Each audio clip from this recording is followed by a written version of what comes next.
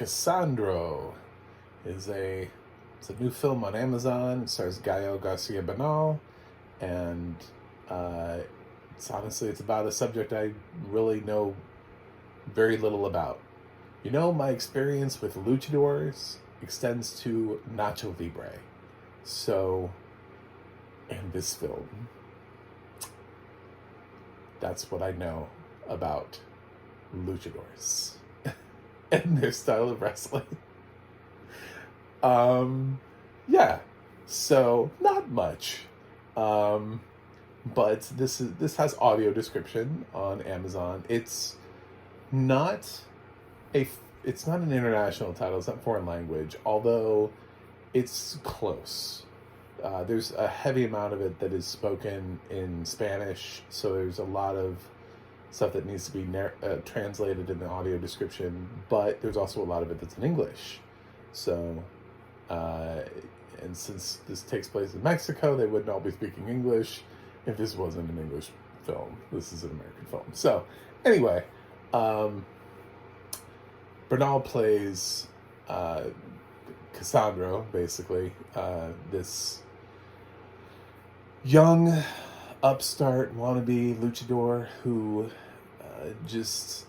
he doesn't quite fit in, and he's trying to figure out how to fit in. And part of that reason why he doesn't fit in is he's also gay.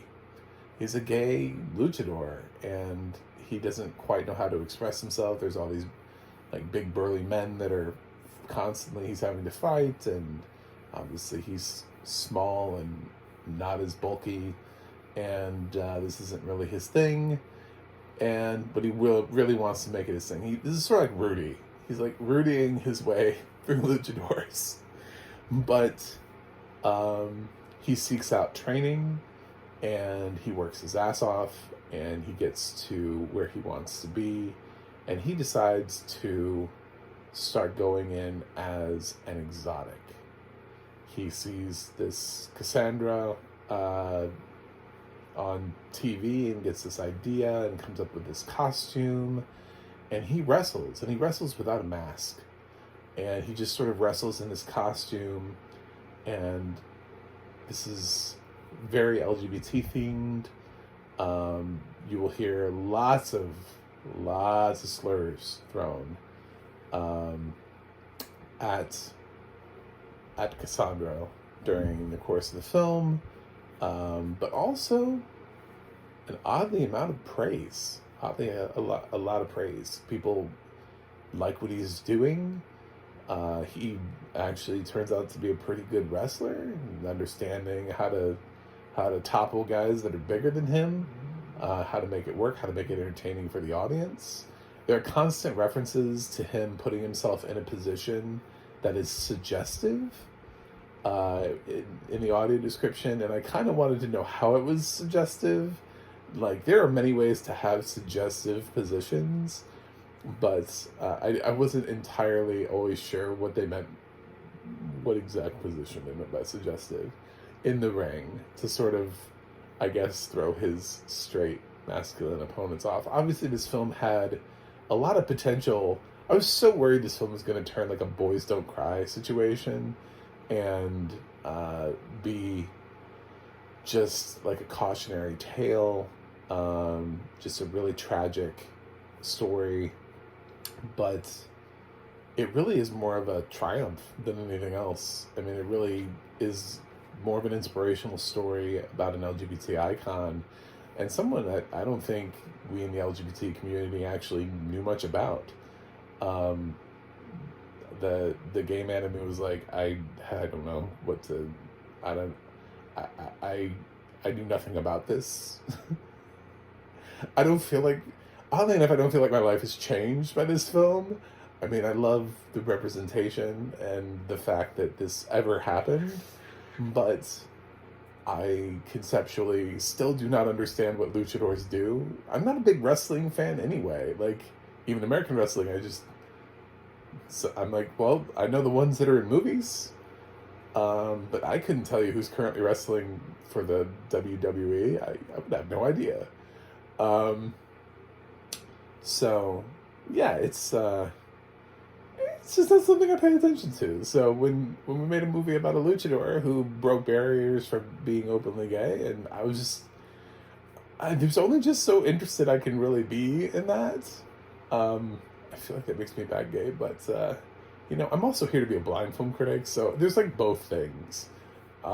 So I addressed that part for the LGBT crowd, and I just, yeah, I mean, yeah, I like the representation. I like Gael Garcia Bernal's character and how out he is, and the story and how his character aspires to greatness. There are scenes in here where he talks about the house that he's going to own one day.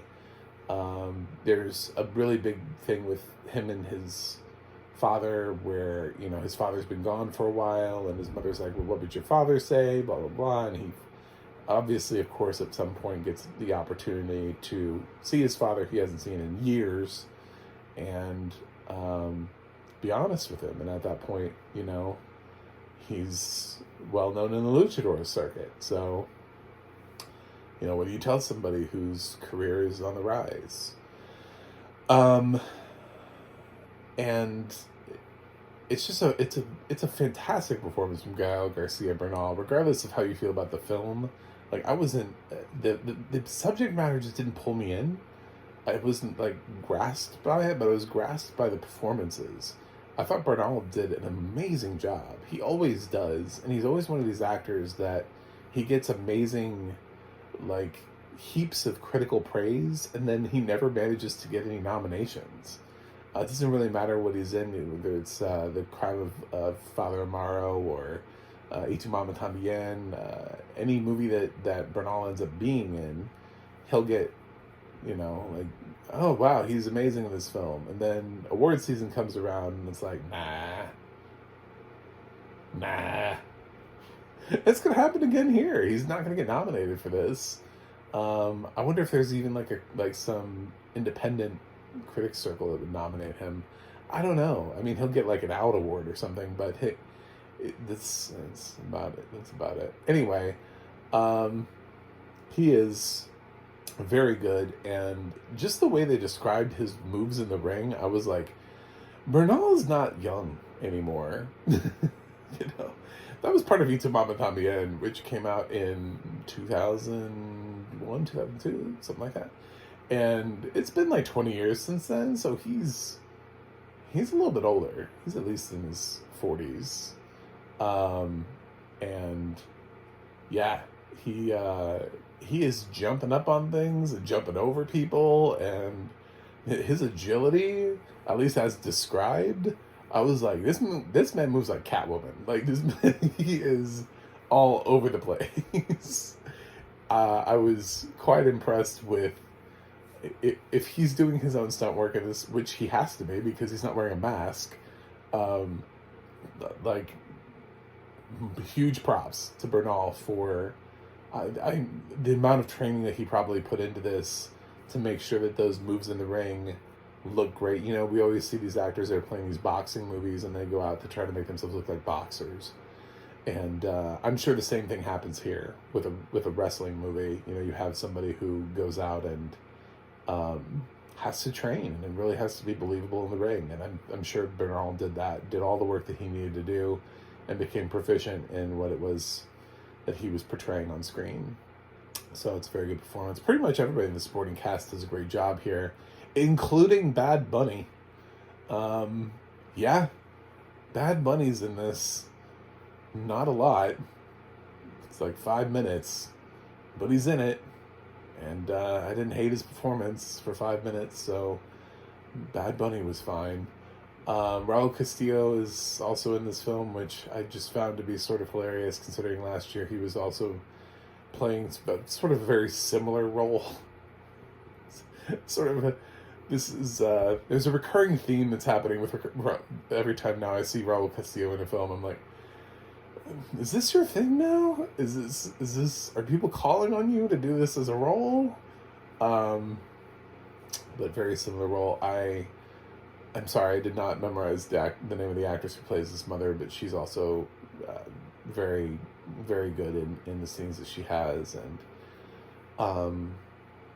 she's cautiously supportive of her son. She just doesn't want her son to get hurt, but I think she would feel that way even if he was straight. Even just the wrestling, just the idea of wrestling, but then on top of that, for him to be out and make himself a target, she's just worried about him being hurt. And, the insecurities of these people. And we do see that. We do see and feel as we hear the word faggot being thrown many times in this film. I'm sure it just got me demonetized, but benefit of not being at 1,000 is, what are they going to do? Like, I'm not at 1,000, so they can't demonetize something that's not monetized. But yeah, you hear that quite a bit thrown at him throughout the course of the film, and I could see as a mother why she would be worried about it.